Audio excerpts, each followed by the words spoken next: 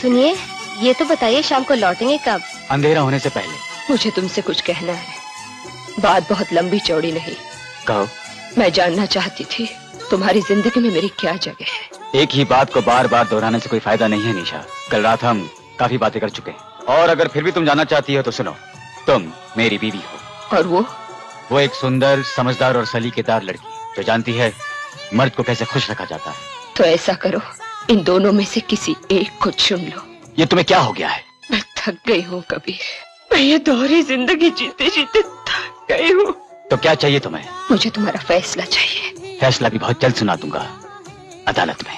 जानती हो, अगर बीवी पागल हो तो तलाक मिलने में देर नहीं लगती। सबसे बड़ी अदालत तो मन की होती है और उसका फैसला तो तुम सुना ही चुके हो, इसलिए मैं तुम्हें यहाँ इसी घड़ी आजाद करती हूँ।